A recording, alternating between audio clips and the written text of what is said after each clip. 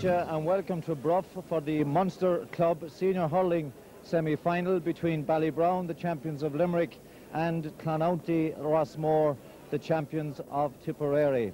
And as you join us, unfortunately the earlier sunshine has given way to a slight shower of rain, but we are hopeful that that will not last too long, and certainly we are hoping that it will not interfere with today's game of hurling, of which we are expecting a memorable contest indeed. Ballybrown unfortunately have had to make a number of changes to their team. Out goes Joe Mann, their very consistent centre field player, but in comes Christy Keys at corner forward. Christy, who was suffering from a tendon injury early in the week, passed a fitness test earlier this morning at their grounds in Clarina, and he comes in at right corner forward, which means that Eddie Cliff moves to left half forward, with Colm Coughlin going to centre field to join Pat Davern in the absence of Joe Mann. And that is the Ballybrown team on the field at the moment. Meanwhile, we await the arrival of Clonoulty Rossmore, and a major surprise greeted us a few moments ago when we were told that their centre back and captain John Kennedy would not be taking his place in the centre-back position in this Munster semi-final. Seen then as we await the start of the game, all things ready, and we are ready for the national anthem.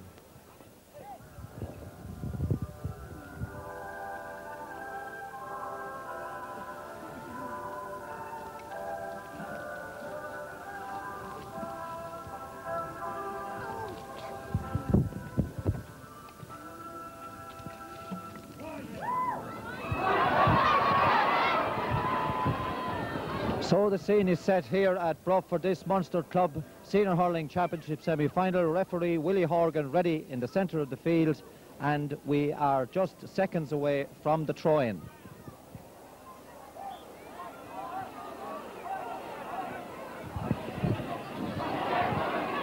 And there it is in the centre. Declan Ryan beating Pat Davern. Tommy Kennedy getting there before James Coughlin, the Ballybrown right corner, but sending it wide of the post.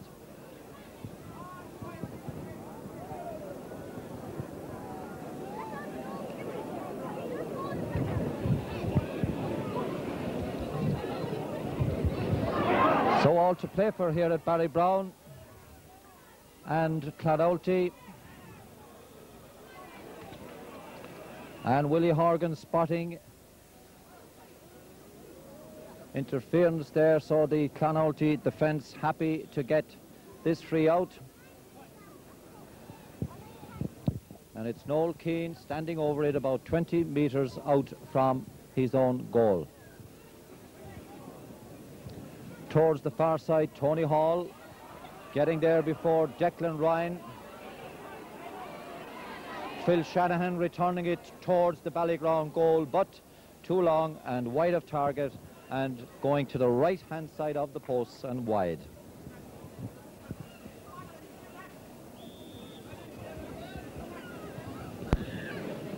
Francis O'Reilly, Ballybrown's reliable goalkeeper, with the baseball cap on him, sending it way down the field, dropping between David Ryan and Terence Kenny. That's Ollie O'Connor sending it, beating Christy Keys and Neil Ryan, and going wide at the far end of the field. So after a little under 3 minutes of play, both sides feeling their way along in this Munster semi-final, one wide apiece so far. Well, that's not a good puck out, but it's caught beautifully by Phil Shanahan, and he pressurised over the sideline by Ollie O'Connor, so that's will give Paul O'Connor the chance to cut this one in towards the Clonoulty goal. Couple of minutes gone, nothing much to talk about yet. Both teams feeling their way. Christy Keys trying to get it there, but Noel Keane. Still the Clonoulty, that's Neil Ryan, the substitute, or replacement from the start, but this is Keys.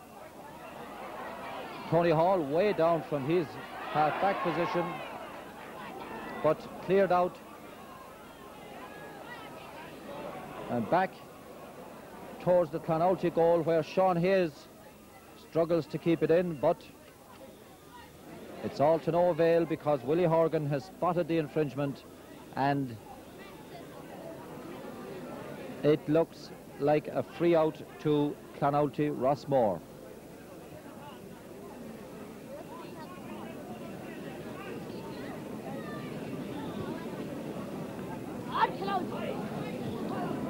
Dropping in the centre of the field. Davern and T.J. Ryan. Once again, an infringement spotted, and this gives Tony Hall the opportunity about 70 metres from the Clonoulty goal, and the Ballybrown men quite accurate at these frees, and this could be the opening score if he connects properly, which he does. But it has gone to the right and off target, and so after nearly 5 minutes of play, still no score. Ballybrown and Clonoulty Rossmore level pegging here at Bruff. Andrew Friday with the puck out, again dropping it in the centre of the field, but players coming into contact there with each other, and Willie Horgan once again stepping in, and it looks like a throw-in. Davern and Kevin Ryan, the Ballybrown men, down towards Phil Shanahan, neatly away from Peter Mulqueen. Joe Connor, centre back, dropping it well down in towards the goal. This is Sean Hayes. Christy Keys trying to get it in. That's Peter Mulqueen. He's gone inside the defence. The palm shot taken by Friday. Andrew Friday quite alert on the goal line after that palmed pass from Peter Mulqueen, and that must be the best opportunity for the opening score in this game so far. While it was neatly worked down the right wing initially by Sean Hayes, and when Peter Mulqueen got the final pass from Christy Keys, his hand-passed effort snapped at by Andrew Friday and cleared out for a 65, which gives Tony Hall another opportunity to open the scoring here at Bruff. And let's see what he does with this one.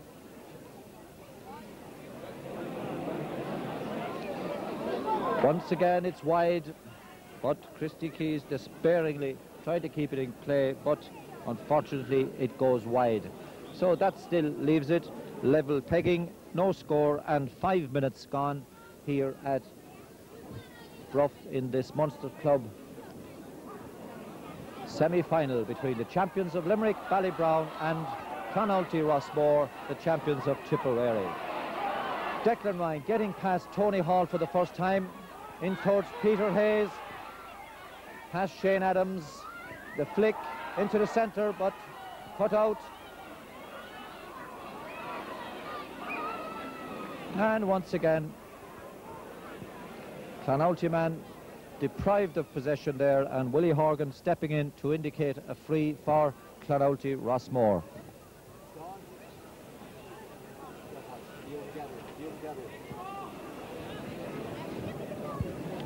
So this is the opportunity now for Clonoulty, their best opportunity so far to open the scoring from a free about 20 metres out. But being held up by an injury to a Clonoulty player here in the centre of the field.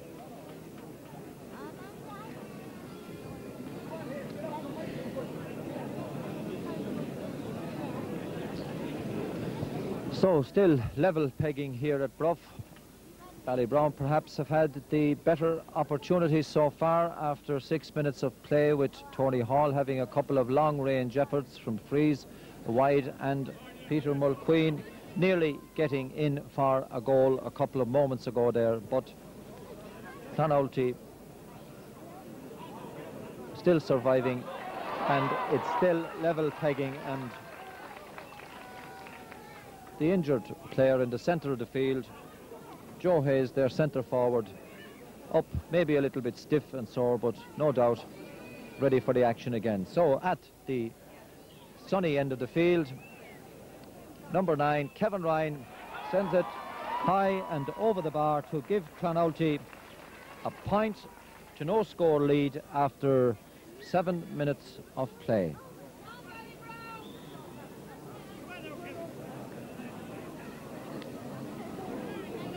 So the puck out coming down to the centre of the field again.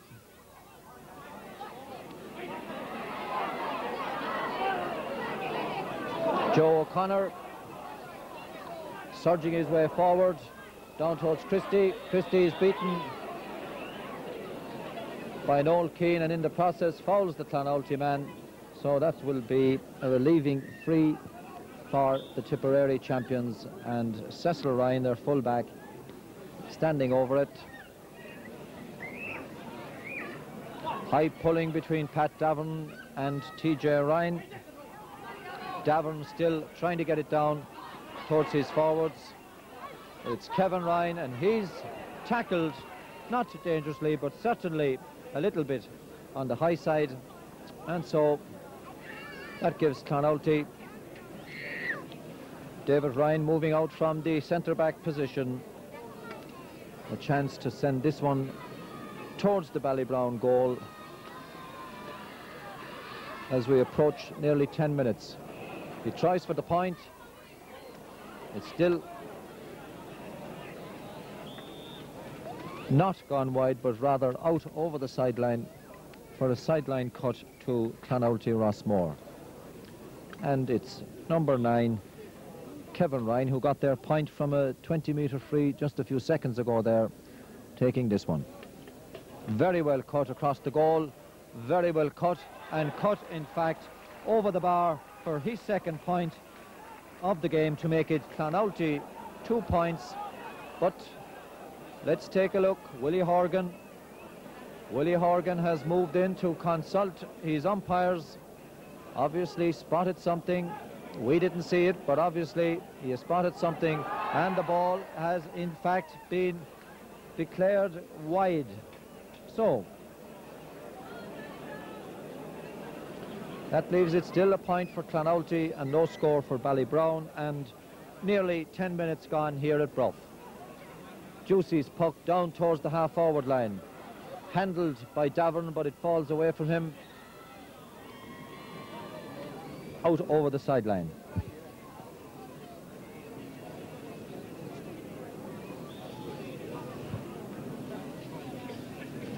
Tony Hall, left half back, this sideline cut. Nicely cut. Sean Hayes, that catch and palm pass to Ollie O'Connor. Ollie to Terence Kenny. Kenny takes a shot, and he's got the equaliser from Terence Kenny after a beautiful sideline cut from Tony Hall, taken by Sean Hayes in the air, pass to Ollie O'Connor, then pass to Terence Kenny, and then the shot and the equalising point for Ballybrown.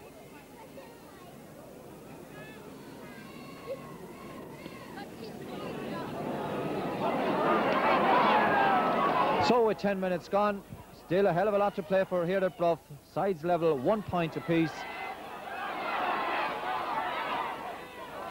Joe Hayes, after a nice pass from Dan Quirk, sending it 6 or 8 yards wide of the uprights.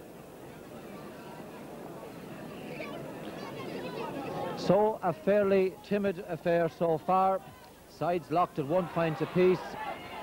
Little over 10 minutes gone as Ballybrown try to put on the pressure again. This is Joe O'Connor, their centre back, challenged by Declan Ryan. Neil Ryan clearing it, but fouled in the process, and that's another free in this game,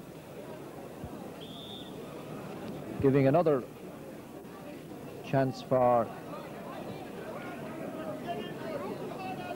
David Ryan to relieve the situation for Clonoulty. Joe O'Connor and Joe Hayes, the clash of the ash in towards James Coughlin, but this is Hayes again getting the rebound and taking his shot, and that's a point for Joe Hayes of Clonoulty to put them in the lead after 11.5 minutes.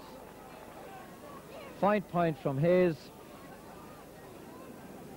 after he got back into the action, got the rebound from James Coughlin and slotted it over the bar. So it's 2 points to 1 for Clonoulty. Here comes Terence Kenny through the centre, taking his shot, and that's the equaliser within 30 seconds from big Terence Kenny at centre forward for Ballybrown. So the sides tit for tat all the way.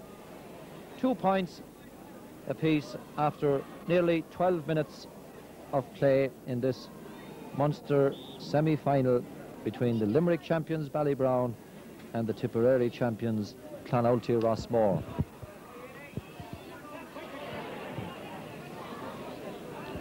Cleared up the field towards Joe O'Connor. Joe Hayes unable to stop him from clearing it. Ollie pipped for it by Shanahan and cleared along the ground. But once again, Willie Horgan spotting some bit of holding or something going on between the backs and the forwards, and another opportunity for Clonoulty's Kevin Ryan to see can he slot this one over for his second point of the game. He takes his shot, but he has sent it to the left and he has sent it wide.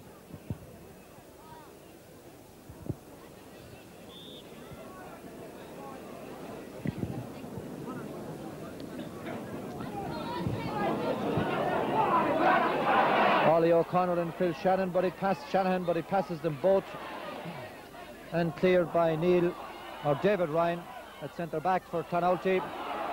Joe Hayes again taking it from the wing and sending it towards the centre, but that's Tony Hall keeping it away from Declan Ryan. Pat Davern through the middle,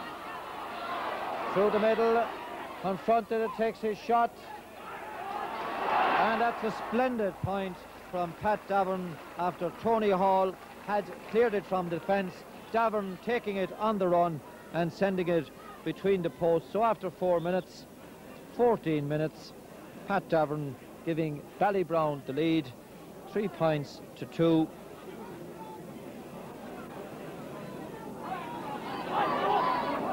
And let's see now which team can get the upper hand in this semi-final. Tony Hall again, splendid defensive work from Hall so far. Cut to the wing to Terence Kenny, and Terence has sent it wide. Terence has sent it wide after Eddie Cliff had given him the initial pass. So Eddie Cliff back in at corner forward now, with Christy Keys gone out to the left half forward spot. And that's the first switch we've seen so far, apart from the ones which were announced before the start. So once again, Hall and Declan Ryan challenging together for it over there, but it's Davern. Fine shot in towards the forward line, taken by, hits the post or saved, and it's gone. Eddie Cliff nearly getting his name on the goal there.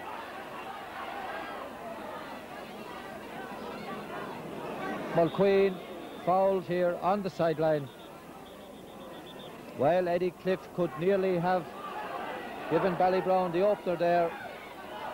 The opening goal, of course, in this game, with that fine shot which appeared to come back off the crossbar, or could have in fact been connected to by Andrew Friday in the Clonoulty goal. So in the meantime, Willie Horgan writing a name or two in the book after that little bit of a schmozzle down in the right corner, but nothing too serious. And it's the left cornerback for Clonoulty, Noel Keane, who gets the name in the book from Willie Horgan.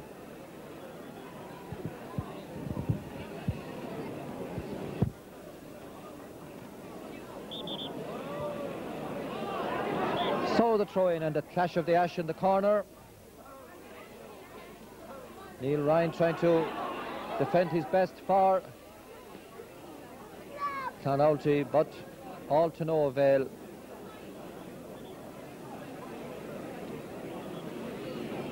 Once again, Willie Horgan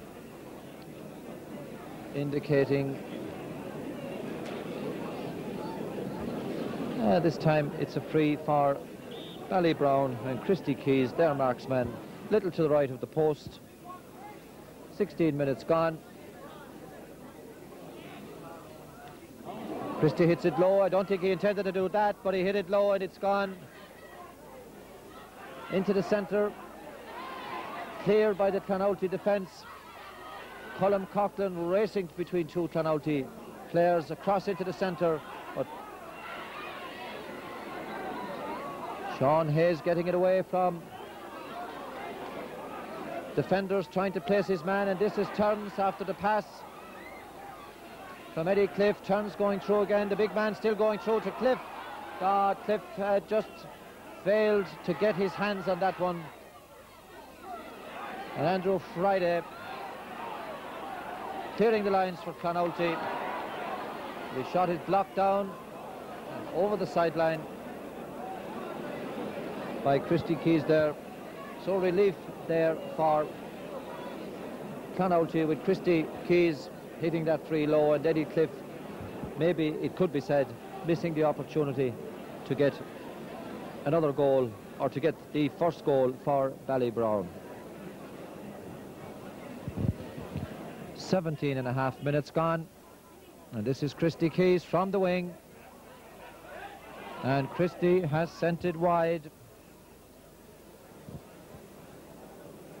So Ballybrown pressing there for the last 5 or 6 minutes, but still a slender point ahead, 3 points to 2, and certainly the opportunities for 2 goals there in the last 10 minutes or so.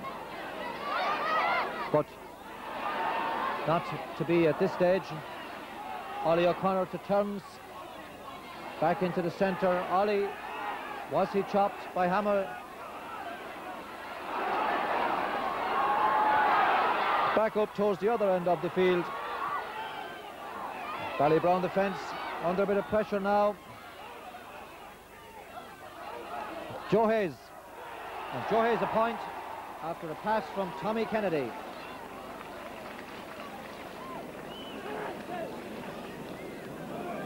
So at one end with Ballybrown trying to press the initiative against the Clonoulty defence. They find the ball going back up the field, and Joe Hayes getting the equaliser for Clonoulty. No progress at that side of the field after Pat Davern tried to set up an attack, and it goes out over the sideline.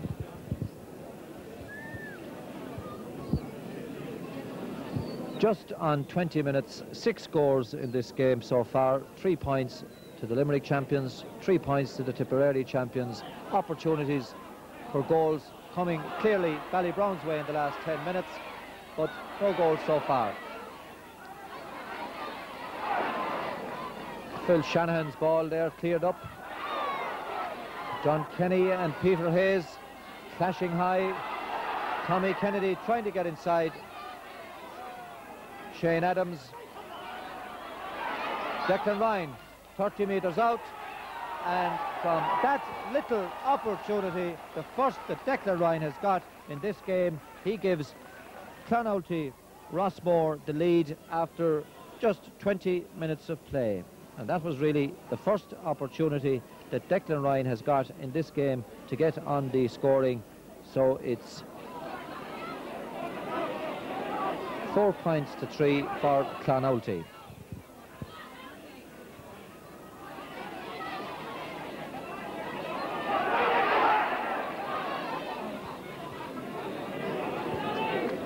Well, the infringement spotted by Willie Horgan there as players from both sides tried to make something of that particular situation, but a free in for Ballybrown. And it's Christy Keys going out from corner forward to take this shot, well struck. And Christy has sent it over the bar, so that's the lead after 21 minutes for Ballybrown, giving them, oh, that's the equaliser. 4 points apiece from the stick of Christy Keys. And it's still close and tight all the way in this Munster Club Semi Final. 4 points apiece between the Limerick champions and the Tipperary champions. Plenty of close play in the centre field. Declan Ryan fouled by Pat Davern. And then showing his displeasure to the Ballybrown man, who is now having a little chat with Willie Horgan, the referee.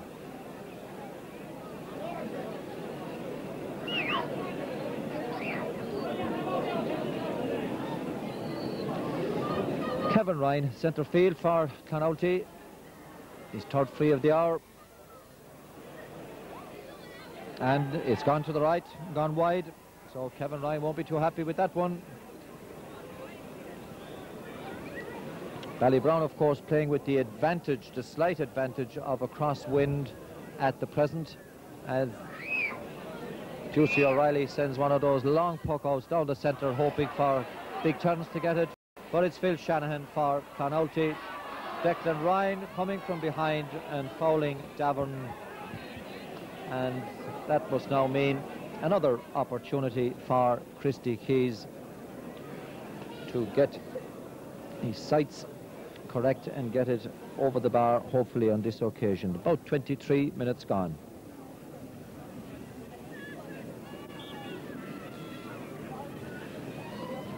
Well struck by Keys, but gone to the left and gone wide.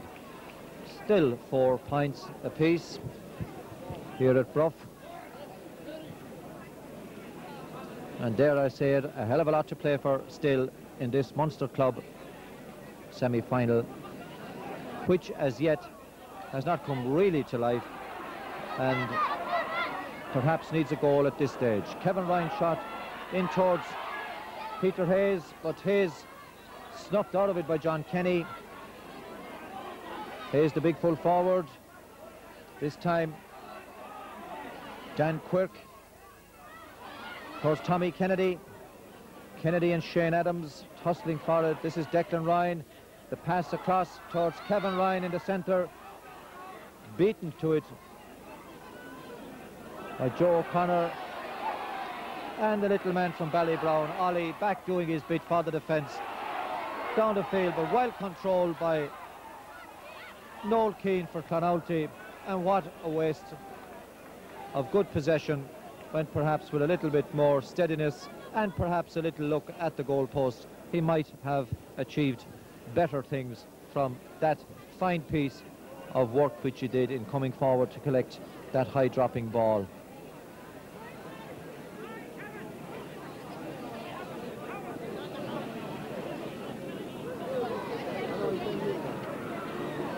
TJ Ryan and turns in the thick of it at the far side, but nothing comes of it. Willie Horgan, referee, in between the players for the throw-in.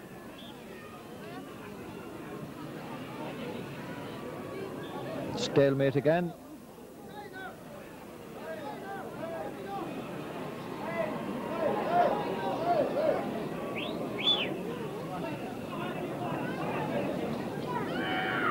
Tony Hall, yet another sideline cut for Ballybrown on the far side. Well struck in towards Sean Hayes.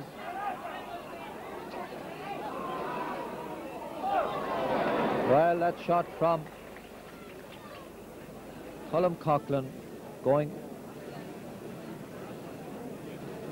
past Andrew Friday in the goal, but connected to by Friday for a 65.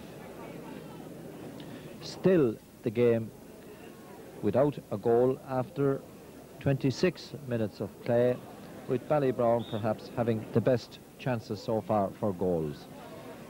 Pat Davern taking this 65,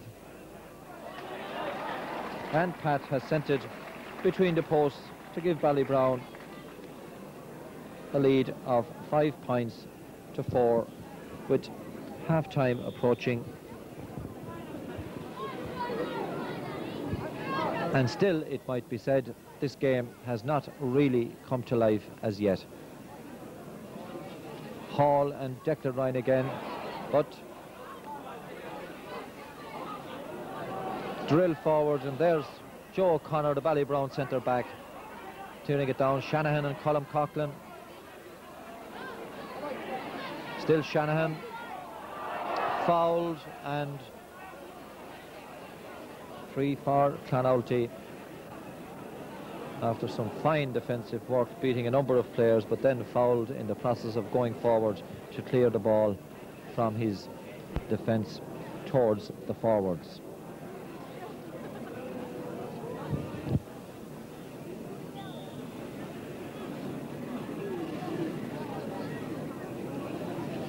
Noel Keane with the free for Clonoulty this time. Down the centre. Joe Hayes fails to hold it. That gives Joe O'Connor the chance, but he loses it too. Big John Kenny getting it out to Paul O'Connor. Out towards the left wing. Peter Mulqueen and Noel Keane, but this is number 12, Michael Heffernan, to Declan Ryan, trying to get past Tony Hall, taking the shot, and Declan Ryan sending it wide, feeling that little bit of pressure from Tony Hall. Just as he was getting his stroke in, Hall came in and prevented him from giving Clonoulty the equalising score, with half-time nearly upon us, a little over 2 minutes. Pat Davern fouled by 2 Clonoulty players on the far wing. And in the meantime, there's a Ballybrown player stretched on the ground.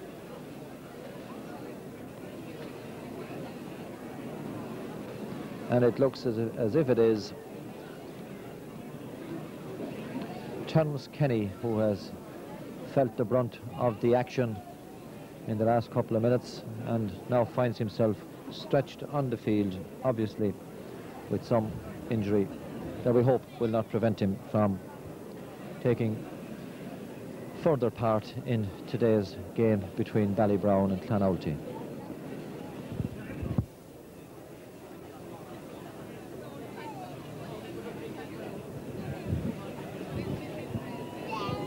Well, it wasn't Terence, in fact, it was Sean Hayes, so in any case, Sean is back on his feet. And the action will resume at the far side of the field with Christy Keys with a 60-metre free for Ballybrown. And let's see if he can increase their lead to 6 points to 4. Well struck by Christy, and straight between the posts to give Ballybrown a lead of 6 points to 4 with half-time just upon us here at Bruff.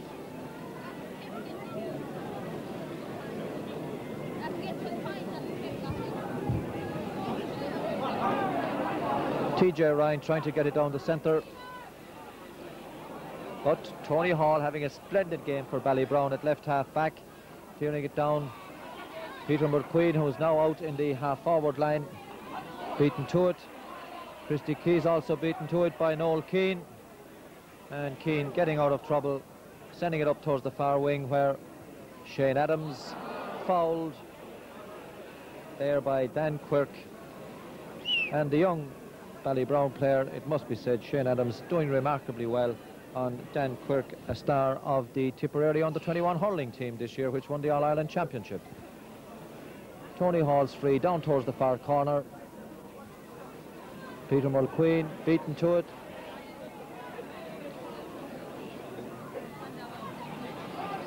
This is Pat Davern, but he's blocked.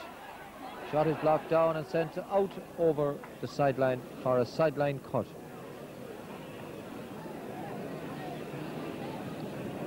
So both defences, it would appear, holding up remarkably well in the conditions here at Bruff, with Ballybrown perhaps having the 2 best opportunities in the first half for goals, but as yet the game without a goal, and the Limerick champions a slender 2 points ahead coming up to half-time. So there it is, half-time. The outstretched hands of Willie Horgan telling us that the players can now go and have a break of around 10 minutes, and at half-time here in Bruff, it is 6 points to 4.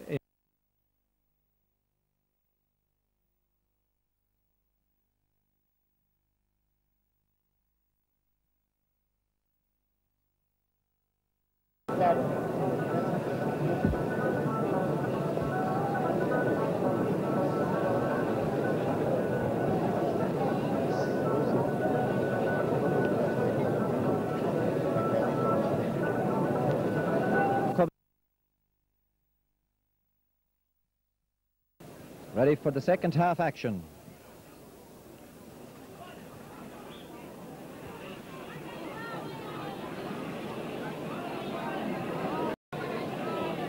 Ollie O'Connor out at centre field for Ballybrown for this half, partnering Pat Davern. Still the little dynamo from Corkamore, the hand pass. Colm Coughlin feeding Phil Shanahan, but David Ryan in there to help out, and Michael Heffernan.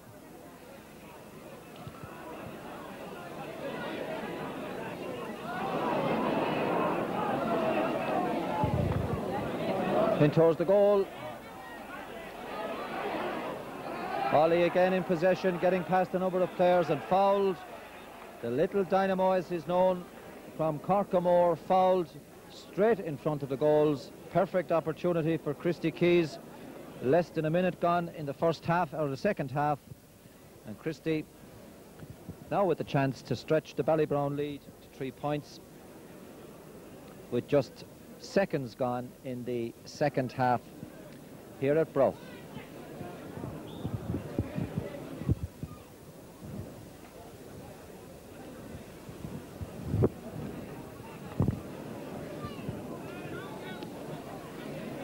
No doubt about it, this time from Christy Keys, another point from the Ballybrown marksman, making it 7 points to 4 for Ballybrown.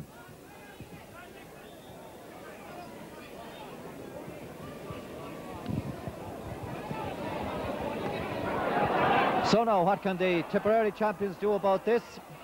Turns the hand pass to Colm Coughlin, another shot from Coughlin, and another point. Beautiful play by Ballybrown, making their mark very strongly and very forcibly here at the start of the second half.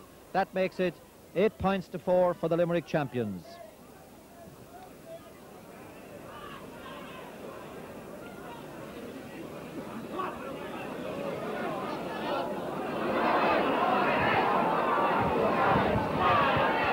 Ollie for Ballybrown, out to his cousin Paul, up along the right wing. Peter Mulqueen getting there before Cecil Ryan, getting round him. And Peter Mulqueen, the foul by the Clonoulty defence. Really under pressure now from the Limerick champions. That's the second free for Ballybrown in these early minutes of the second half.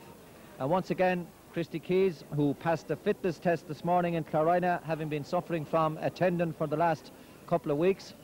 And this time he has the opportunity to give the Limerick champions a 5-point lead. And he has sent it wide. Christy has sent it wide. Well, that one might be counted in the reckoning before this game is over. And Christy disappointed that that one went to the right and wide. So T.J. Ryan. Declan Ryan beating Tony Hall and Christy Keys and Ollie O'Connor. And the big man from Clonoulty on the wing, and the shot. And it's gone wide. It's gone to the right. Good work from Declan there. Declan Ryan passing 3 Ballybrown defenders, but then sending it wide of the uprights at the far end. So the Limerick champions increasing their half-time lead, which was 6 points to 4. It's now 8 points to 4. And trying to put more pressure on the Tipperary defence, but it's that left half back again. Phil Shanahan clearing it down. Joe O'Connor clearing his lines there, out towards Ollie, making room for himself on the far side. Fouled by Michael Heffernan, so that's the third free for Ballybrown in the last couple of minutes. as we sit down to anticipate the outcome of this second half and indeed the outcome of the game, with the Limerick champions 4 points to the good and around 4 minutes of the second half elapsed. Joe O'Connor's free up towards the far corner, but it's the little left half back for Clonoulty. Phil Shanahan clearing it down. Davern trying to beat, and indeed beating, TJ Ryan in towards Peter, the full forward, but cleared out to Colm Coughlin. The shot, and a weak shot under pressure, sending it wide, with the Clonoulty defence bearing down on him after a nice piece of work from Peter Mulqueen, giving Colm the opportunity, but that opportunity going wide of the post. And so Andrew Friday, he's puck out down towards Paul O'Connor and Dan Quirk, and Michael Heffernan in there as well. Turns trying to set up something for Sean Hayes again. Turns getting it, but a rather wild pull on Turns just as he was about to pick it from the ground, and that could mean a name in the book once again, by which it does in fact. Willie Horgan, pencil in hand, putting the name in the book after that wild pull on the big Ballybrown centre forward Terence Kenny. So it is the line for Noel Keane after 5 minutes of the second half, and that certainly was a pull that had all the indications that Willie Horgan was not going to allow it to go unpunished. So Noel Keane for Clonoulty sent to the line for that pull on Terence Kenny. Pat Davern's free, going to the right and going wide. So a couple of frees there missed by Ballybrown. Christy Keys wide from one, from a good position, and Pat Davern free, now going wide as well at the far end. Well, it now looks as if Willie Horgan is going to have a fairly busy afternoon writing the names of some of the Tipperary Champions players into his little notebook, after Ollie O'Connor stretched there as he tried to come through the middle from centre field to set up a Ballybrown attack. So another name in the book for the referee, Willie Horgan, from the Brian Dillon's club in Cork. And Tony Hall sending it way out towards the far side. Peter McQueen trying to get it, but Cecil Ryan deprives him. That's Sean Hayes. His shot blocked.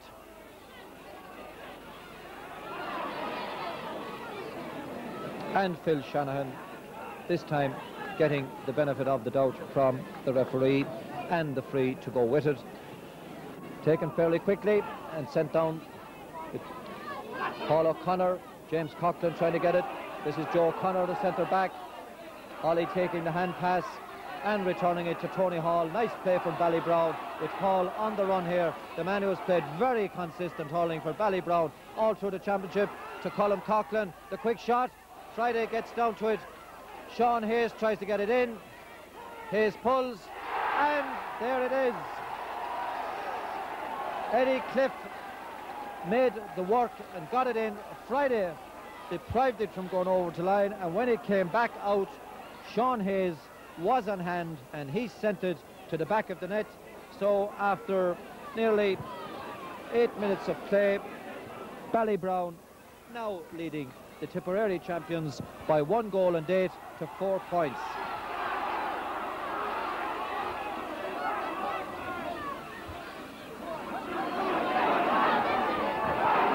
Fine work by a number of Ballybrown players, particularly Tony Hall, in setting up that goal, with Eddie Cliff sending it across the square, and then when it came back out from Friday, Sean Hayes was on the spot to send it to the net for the first goal of this Munster Club Senior Hurling semi-final clash.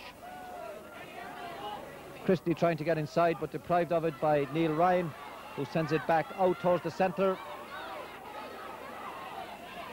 and clear further down the field for Clonoulty. But Joe O'Connor in good form for Clonoulty. Joe Hayes getting in, trying to get past Shane Adams, gets it into the centre. Declan Ryan passes it in to Tommy Kennedy.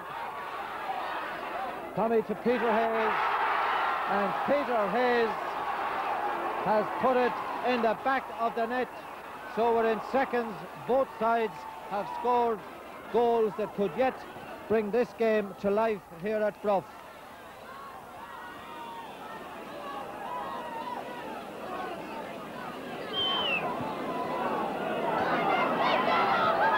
So just when it appeared that Ballybrown's good work of this early part of the second half was about to bear fruit, they get through for a goal by Sean Hayes, and then within seconds at the other end, his namesake Peter Hayes crashing it to net for the Tipperary champions. Now let's see what the Tipperary men can do. Tommy Kennedy gets the tap from behind, and Willie Horgan on the spot to give the free to the Tipperary champions.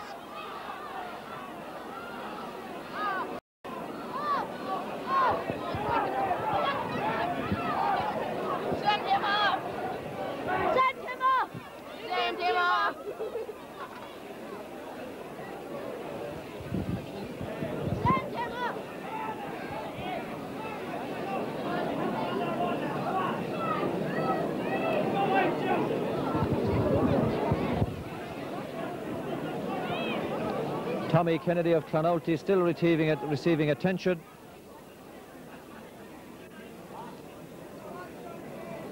Here at Bruff. 2 goals in the game in the last couple of minutes. The first for Ballybrown and the second for Clonoulty Rossmore. Both scored by players with the same name. Sean Hayes for Ballybrown, Peter Hayes for Clonoulty. And still attention being given to Tommy Kennedy, who is now back on his feet and back in the left corner position for the Tipperary champions. That free deflected from the stick of John Kenny out over the end line for a 65, as the Tipperary champions now perhaps beginning to mount the pressure on Ballybrown, sensing that having gone 7 points behind and having got that goal to cut it to 4, that they now have to put the pressure on the Limerick champions. And on the 65-metre line, it's number 9, Kevin Ryan, one of the Tipperary under-21 stars, striking it. And Kevin has sent it between the sticks, between the posts, to make it 1-8 for Ballybrown, 1-5 for Clonouty Rossmore.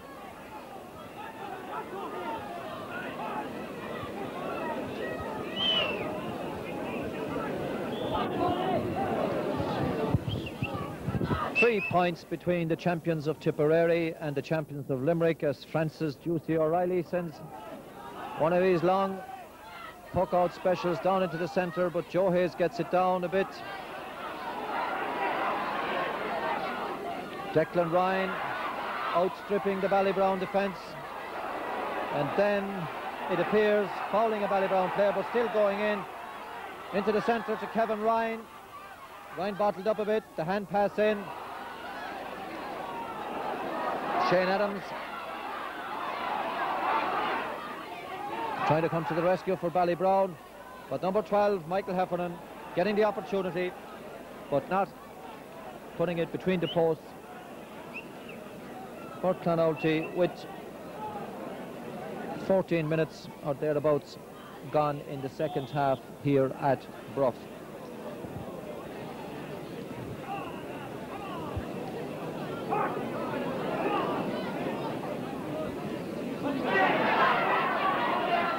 Phil Shanahan there for Clonoulty, undoubtedly having a very, very fine game at left half back.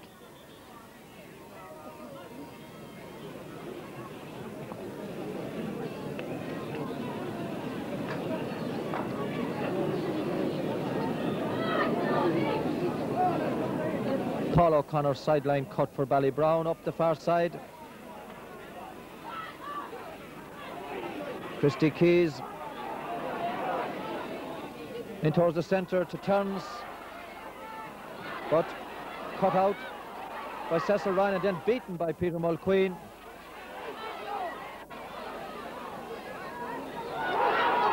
And the infringement spotted by the referee, after Cecil Ryan had tried to break his way out through a number of Ballybrown players, but was in the process fouled.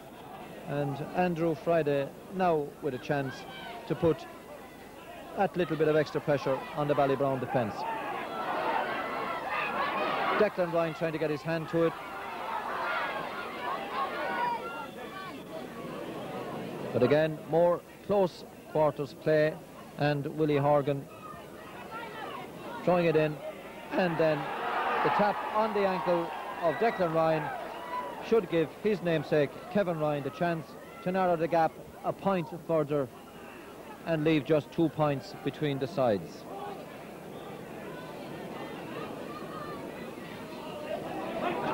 Yes, it's gone between the posts. Kevin Ryan beautifully striking another free for Clonoulty over the bar, reducing the lead 1-8 to 1-6 with a quarter of an hour gone in the second half, and clearly now that little bit of pressure on the Limerick champions Ballybrown from Clonoulty Rossmore, as the Tipperary men try to impose their authority on this Munster semi-final.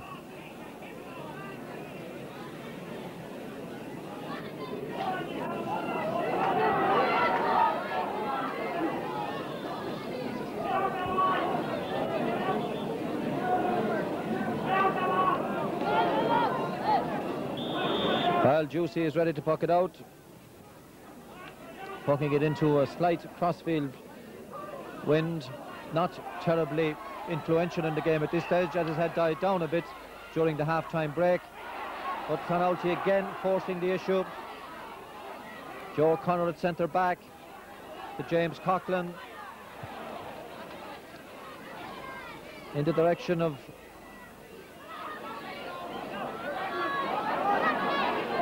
Joe Mann, who has come into the game for Ballybrown.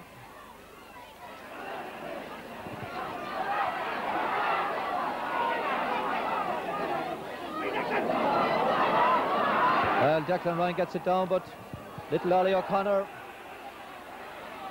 back out it again, only to lose it to Declan Ryan, who is now beginning to exert a certain amount of influence on this game midway through the second half. And they're all on the ground, leaving the referee with no choice but to award a free to the Ballybrown man, Pat Davern, after he had been grounded by a couple of Clonoulty players.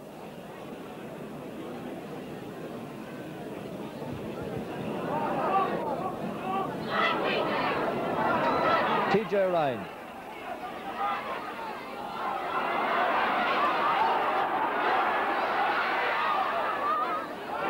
John Kenny getting the better of Peter Hayes there. Davern tussling for it.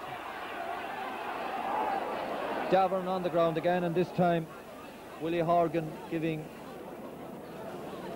a throw in to sort out the players, all of whom are anxious to keep the momentum going in this second half.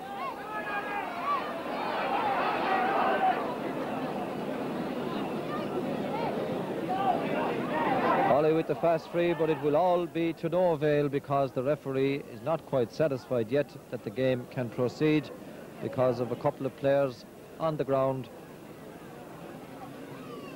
And Joe Connor there with his hands outstretched, waving it feverishly to keep the temperature down a bit. Tony Hall 60 metres out. And that is Tony Hall at his best, making himself available whilst a certain amount of confusion existed in the Clonoulty defence. Tony Hall took the pass from Joe O'Connor and sent that one over the bar for Ballybrown's score to make it 1-9 to 1-6 for the Limerick champions.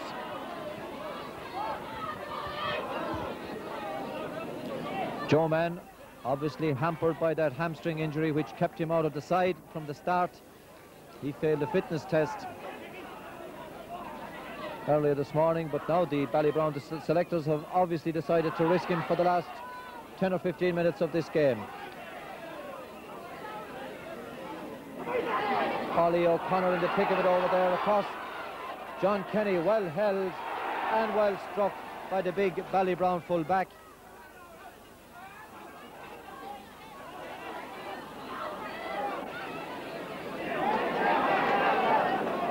Christy Keys watching it trickle over the sideline there.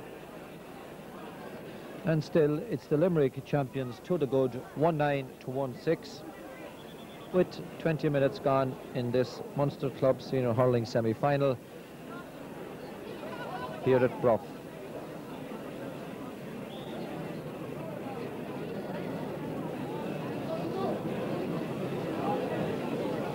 So, Christy Keys with another opportunity to extend the lead, and he has struck it wide.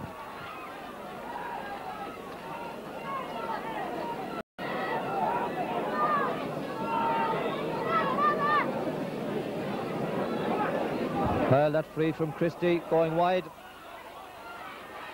Not on his best scoring form today from place balls.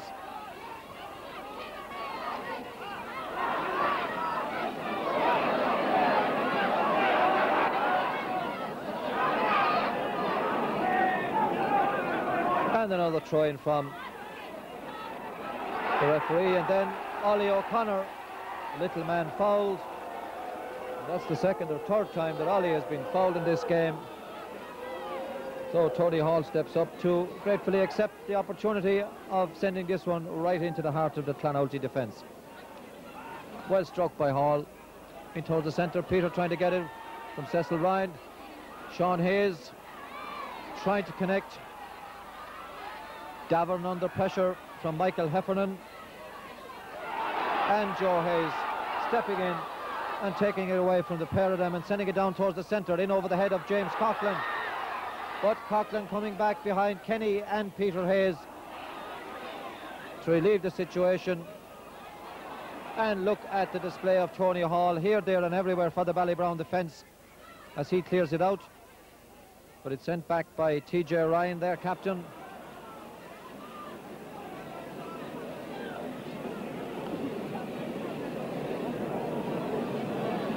And another sideline cut at the far side. This time Tony Hall going across to take it. Clearly having an outstanding game for Ballybrown today. Ollie adding to it up the centre with TJ Ryan. And Joe Hayes there fouled by Paul O'Connor from behind. And it will be Kevin Ryan once again to try to reduce the scoreline. Tipperary men 4 points behind. Long free, well struck, and put between the posts by Kevin Ryan for Clonoulty to make it 1-9 for Ballybrown, 1-7 for Clonoulty Rossmore.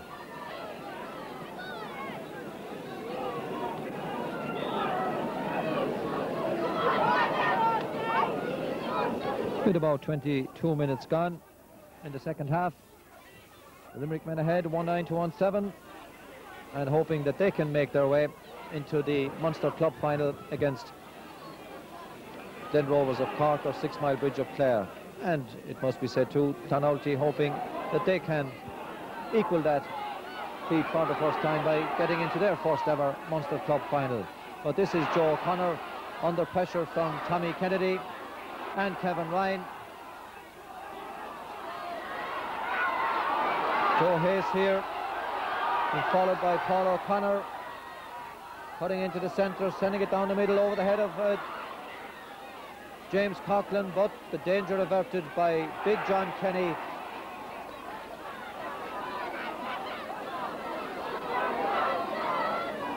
Cecil Ryan beating off the challenge of Peter Mulqueen. Tony Hall hooked by Dan Kirk. Pat Davern coming between them, right up the far wing. Past 2 or 3 defenders and the shot. And it's gone to the right, gone to the right and wide. A valuable opportunity missed by Pat Davern. With about 23, 24 minutes gone. The Limerick champions still to the good by 2 points, 1917. Paul O'Connor. That one went past Kevin Ryan to Terence Kenny.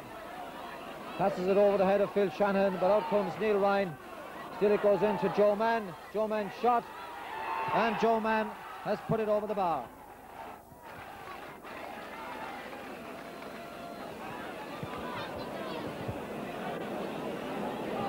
Two Ballybrown players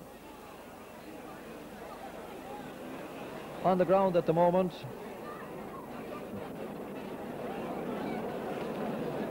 As the Limerick champions lead by 110 to 17.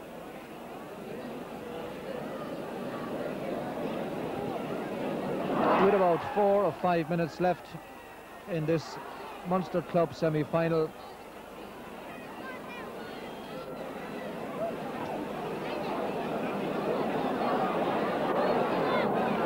Sean Hayes being assisted there by the Ballybrown selectors. Seems to be a leg problem. Meanwhile, the game is resumed at this end of the field. Kevin Ryan fouled by the Ballybrown defence, and now with another chance to reduce that deficit of 3 points down to 2.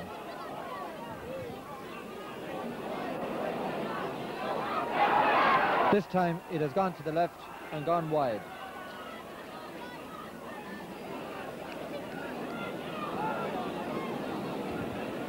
So the Limerick champions, Ballybrown, now within sight of a place for the first time ever in the Munster Club Championship hurling final, as they lead Clonoulty, the Tipperary champions, by 3 points here at Bruff. And we are coming into the last 5 or 6 minutes of this game as Joe Mann sends it in. Friday gets it out, parries it out. But obviously Ballybrown forwards in the square on that occasion, and Willie Horgan giving the free out.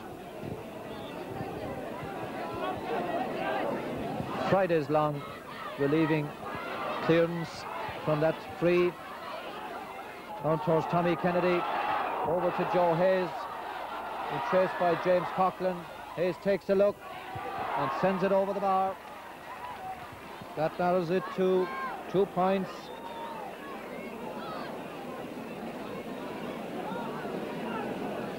Two points separating the sides here at Bruff.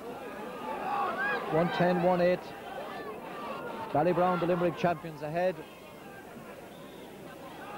And Clonouty, Rossmore hoping to deprive them of their place in the Munster Club Championship final. We make it about 3 minutes left of normal time.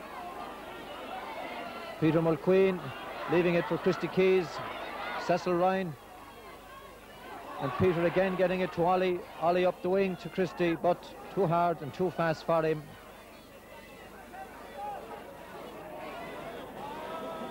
And Seamus Hammersley in there in the thick of the action, and getting a sideline cut for the Tipperary champions. Badly struck along the ground. Cecil Ryan, the full-back, fouled by Sean Hayes. And then a little bit of retaliation from the Ballybrown forward. So Cecil Ryan now coming forward and driving it down towards the forwards. Big Declan tries to connect, but Tommy Kennedy gets it out once again to Declan. He's shot, and that's a point. That's the point from Declan Ryan.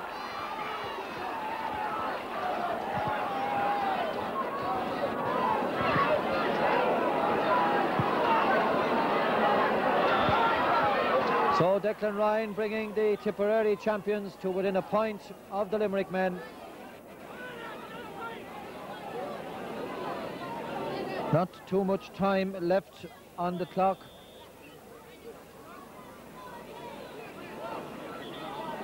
As Francis O'Reilly prepares to take what could be a very important puck out. Down towards the centre, Tony Hall trying to get under it. But Dan Quirk's shot blocked. Out over the sideline.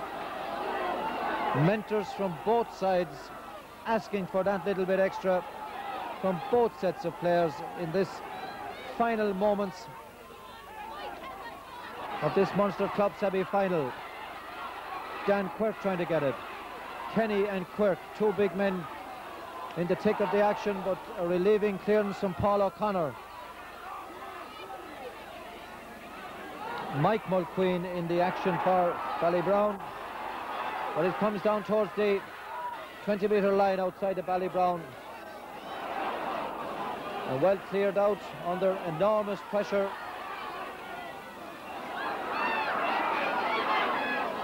Kevin Ryan not able to keep his hand in it. Davern and Terence Kenny.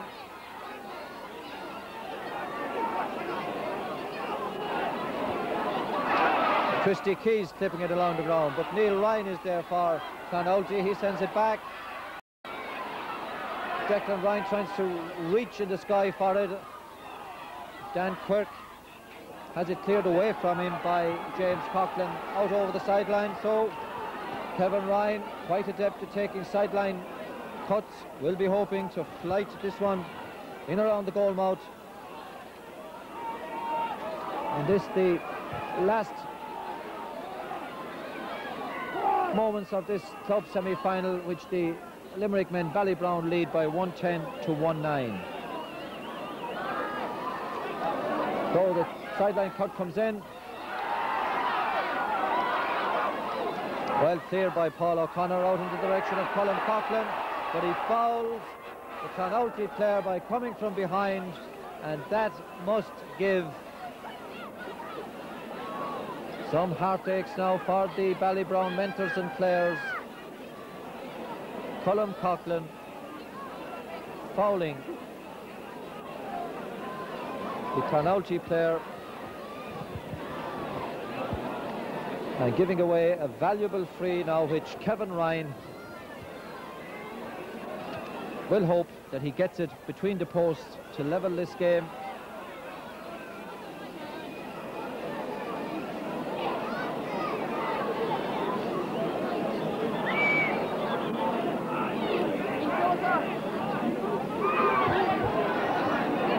Intense interest here now and tension as Kevin Ryan lifts. He has sent it wide. Kevin Ryan has sent it wide, and the game is all over, and Ballybrown are in the Munster Club Final for the first time in their history, having defeated the Clonoulty Rossmore side, the Tipperary champions, by 1-10 to 1-9. And that point came in the 32nd minute of the second half. So a marvellous occasion for Ballybrown, and we'll be moving along to meet some of their players, mentors and supporters over the next couple of minutes.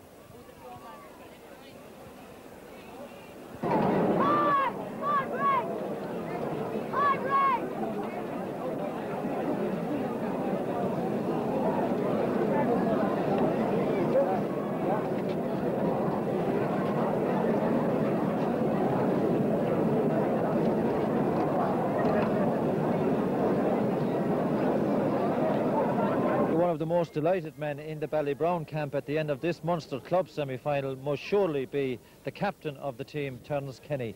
Terence, nerve-wracking in the end, but I'm sure you're very satisfied and very happy. No, not really nervous for us.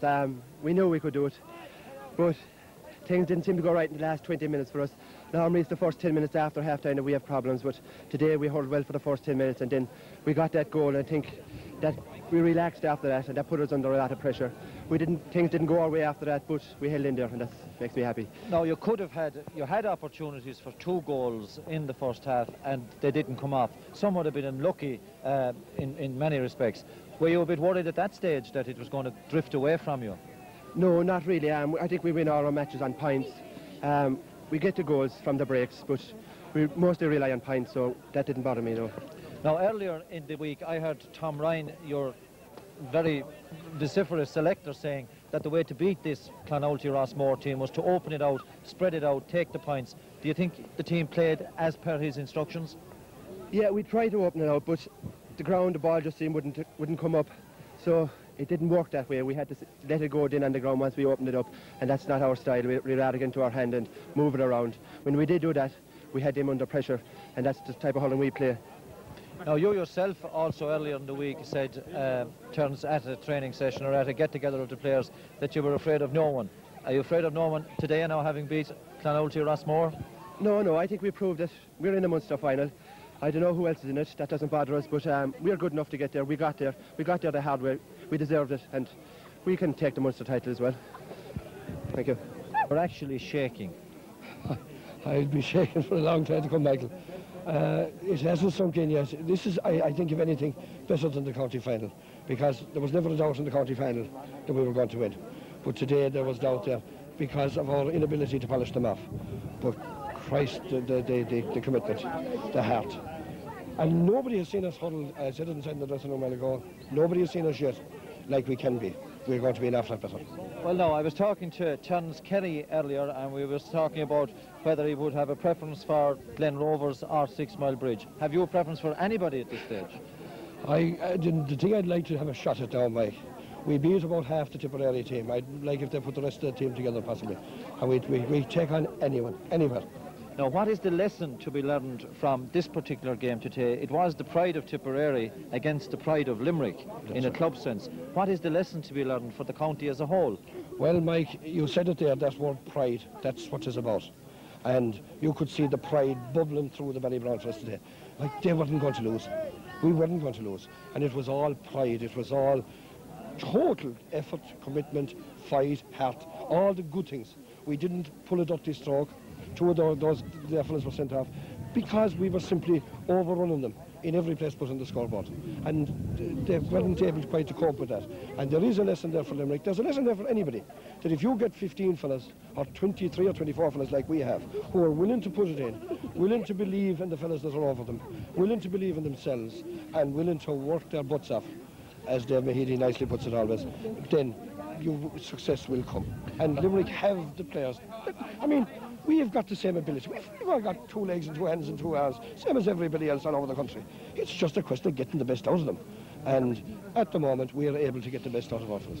Now, when Kevin Ryan stepped over that last free there in the dying moments, which could have equalised it had he put it over the bar, were you thinking of a second sort of Rowan Moore situation at that stage? I was thinking of a second Rowan Moore situation. If he put it over the bar, we'd have had to go down and play them in Kappa White or Thunder's. It didn't matter to them. We'd go on them. I mean, we played them there today. If we'd played them there again tomorrow, we'd beat them. It didn't worry me if it had been a draw. If they'd snatched a lucky goal, a free goal, that might have lost us the game, then it would have been heartbreaking. But for us to get a second chance to put them away, that would be no problem. We'd put them away in a second chance again. Outside the Ballybrown dressing room here at Bruff, as you can imagine, the excitement is fever pitch, because for the second year in succession, a Limerick hurling team, club hurling team, have qualified for the Munster Club Final. And that must mean a lot of something that is happening in this county, club-wise at any rate, because Ballybrown have now emulated their fellow parishioners, Partickswell, who earlier this year qualified for the Munster Club Final as well. And for a word on that particular aspect of it, let me now talk to Jimmy Hickey, the chairman of the county board. Jimmy, it must surely mean something that in the space of a year, a second Limerick club have qualified for the Munster Club Hurling Final. It certainly does. And I doubt if any Ballybrown person is happier than I am this evening, because I think it speaks oceans for the strength of club hurling in Limerick. Ballybrown made history this year in winning our county championship. They had to work hard to win it, but now they have proven, like Partickswell, that they're good enough to contest a Munster Club Championship final and possibly yet an All-Ireland Club final. Ballybrown have done great work for Limerick today, and all of us are very proud of them, and I sincerely congratulate them. Tony Hall, you were entrusted with one of the most difficult tasks on the field today, if one could call it that, in marking Declan Ryan, a very high-profile G.A.A. player, hurler with Tipperary, member of the All-Ireland hurling final winning team, a member of their under-21 team.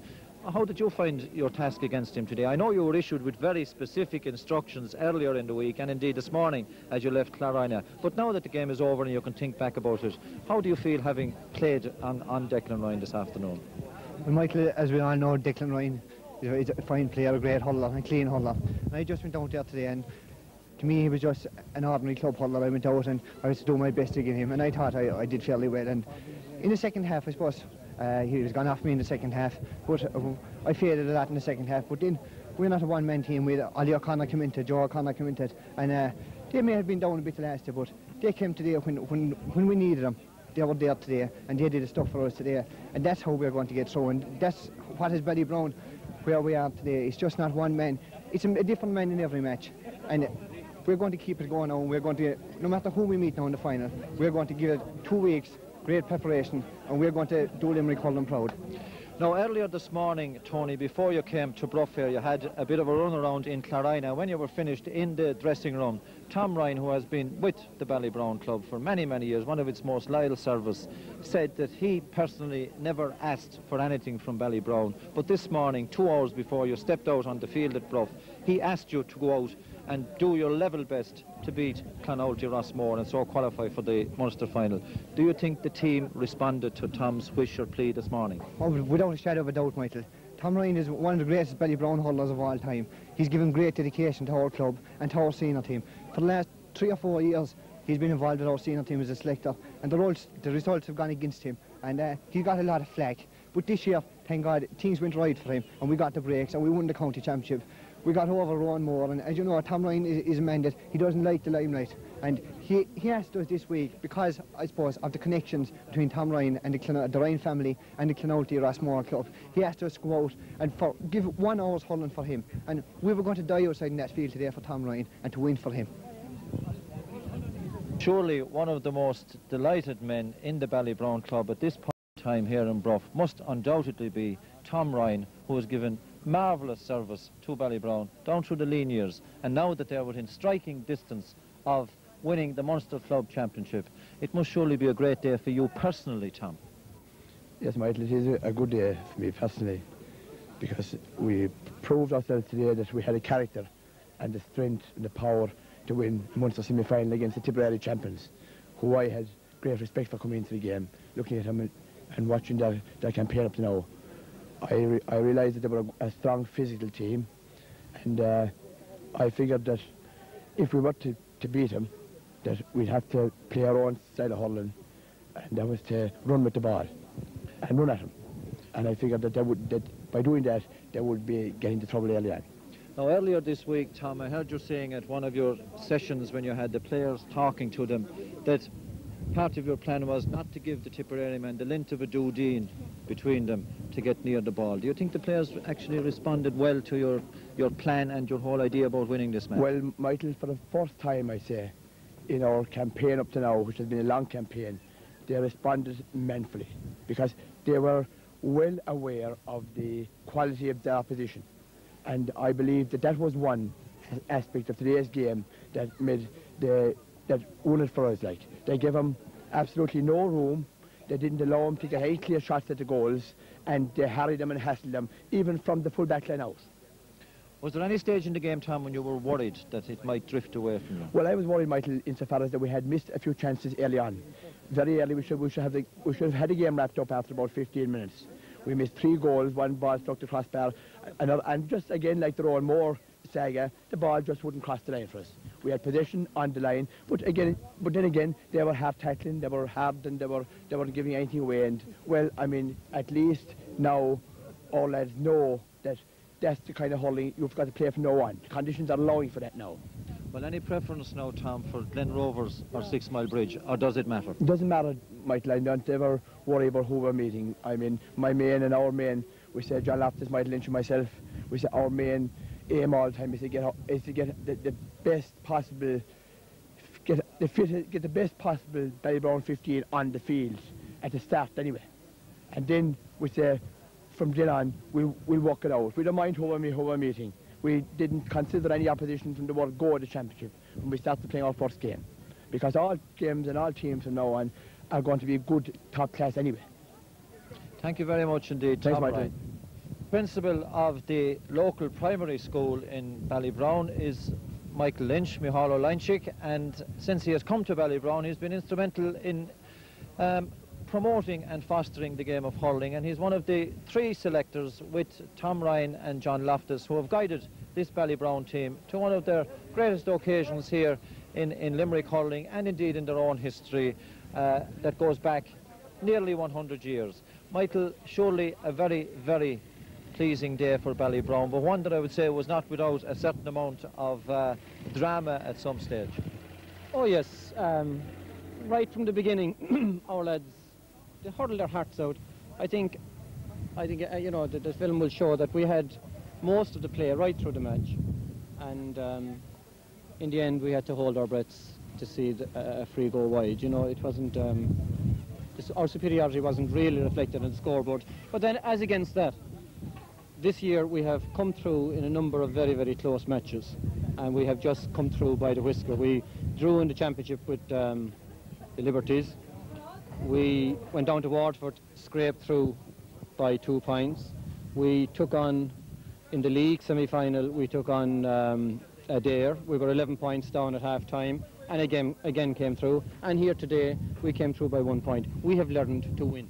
We have learned how to win, and that this team, it has taken the team a couple of years to mature into this situation, but you saw there, they just would not lie down. Now, earlier in the week, you had an opportunity to look at a video of the Tipperary County final between Clonoulty and Rossmore, and I remember you remarking to me when you had seen it that they would be hard to beat. Yes, I felt, looking at that film, I felt that if we held their full forward line, we were definitely there with a very, very good chance. Now, their full forward line was held in their county final, and they only scraped through. And I felt if we were going to hold their full forward line, I felt that we were in with a real chance. Plus the fact that, you see, we have players of real class as well that people forget about. I mean, Terence Kenny, Ollie O'Connor. I mean, Ollie O'Connor's performance there in the second half was, you know, it was equal to anything you see in a hurling field. Full-back John Kenny, I mean, he came thundering out there in the second half when we badly needed a decent clearance, and the whole team lifted with him.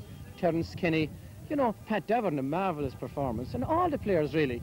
It was heart and soul hurling. You know, I mean, Christy Keys came back from an injury, a very, very sore injury, and you saw him out there, he was like a 2-year-old. He couldn't stop running. And that was the thing, that's the spirit that's there now at the moment. You know, we've learned how to win, and we've learned, because, you see, winning and suffering are, they're just opposite sides of a coin. You must suffer to win. And this team has suffered right down through this year. I mean, you'd want to come out and see the training sessions that Dave Mahidi has put these fellas through. They have suffered. We've gone through about 250 training sessions, hard physical training sessions, and it told there today. These fellas, they've suffered too much. They're not going to lie down to anybody. Now, we're going into the Munster final. It doesn't matter really who we play. We're going to take on one of the best teams in the country. It doesn't matter. And these fellas know there's 100% needed again. And what you saw out there has to be replicated if we're going to come through in the Munster final. Thank you, Michael Lynch. Thank you.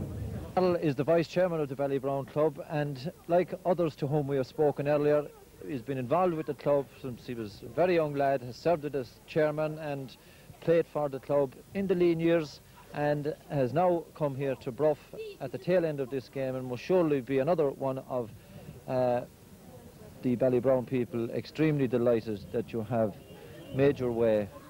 Another great day for Ballybrown, now ready to contest the Munster Club final. A great day, Michael. And at the outset now, I'd like to say, I'd like to fill in for Bill Davern, who was here today, and great to see him here today, but he wasn't able to make his way into the dressing rooms. But great day for Ballybrown, great day for me personally, because I thought I'd never see the day that Ballybrown would reach a Munster Club Championship.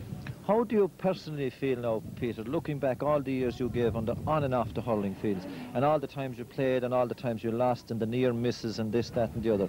How do you really feel today now at the end of this semi-final that it's your club, a club that has commanded a lot of your time and your energy and a lot of your life down through the years, that you're now ready to take on the best in Munster? Yeah, at the moment I could die. But I'm happy enough. I hope I don't die until Sunday fortnight anyway. But I tell you, to answer your question, Michael, it's a glorious day for Ballybrown, but we never doubted it from the time, we say, when the Ollie and the Joes and the Terrences came into the Ballybrown senior team. They have put in tremendous performances, even when in losing matches. They've also put in a tremendous, they brought something new into the game, I think. They brought commitment, they brought effort, they brought sportsmanship above all. And no one can say that Ollie O'Connor, the sportsman supreme, and gave an outstanding display today. He's an inspiration to the Ballybrown team. The day he'd pull out, retire, I'd say we'll be on the up again, trying to fight our way back again, you know. Thank you, Peter Carroll. Thanks so much. Ollie O'Connor, you've been around quite a bit you've had near misses on and off the Ballybrown team, on and off the county senior hurling team, but today must be a really, really marvellous and a very pleasing day for you. Well, no, for the club, Michael, it's not for me personally. I get enjoyment when we win, no matter whether one plays better or good on the day. It was more important to win today, I think, than anything else. It was a historic occasion again for us today. Our second Munster Club Championship match against the champions of Tipperary, who are, in effect, All-Ireland champions. So we were inexperienced going into today. We had our problems in the first half. Very few of us hurled. And we knew we had a job to do at half-time. We had to pick up our game, and we raised it. But having said that, I think we rested on our laurels a bit in the second half, and we went that bit ahead, and we had a numerical advantage, and we were lucky enough to survive in the end. I'd be a fool if I said otherwise. Well, there was just a couple of points between you when you were going in at half-time, and as you said, yeah, you had missed a number of opportunities. Maybe a goal or two went to begging. Yeah. What was said to you at half-time? Well, Tom Ryan, as usual, tremendous motivator, and he said in the dressing room, like all the training that we've had for the last 10 months, and we're not going to leave it go now. We've an awful lot of effort put in, tremendous team spirit built up, and this team, Michael, won't go down in a fight. We knew that it was going to be tough. We were up against it in the second half. There was a slight wind there, but after Tom's promptings at half-time, we raised our game again, and I think we came out there in the start of the second half, and we tore them apart for the first 10 minutes and even 15 minutes, and we got some great scores. And okay, we were hanging on there at the end, but that's maybe a bit of an experience. But overall, we came through, and a win is a win. Oh, were you pleased with your own game, Ollie, over the hour? Not in the first half, Michael. To be honest, my man had me beaten fair and square. And at the second half, I was hoping that I couldn't be as bad again. But a lot of the lads, this isn't a one-man team by any means. It's the so-called lesser stars pulled us through today. Tremendous. There was no place for people to hide there today. It was a great, courageous performance on behalf of the 15 players and the subs that came in. And this is a unified team. There's no stars, no other thing. If you call for a pass on this team, you'll get it. There's no guys out there on ego trips. They're all there for the good of the club. And I think it came through there today, the spirit and the fitness in the end.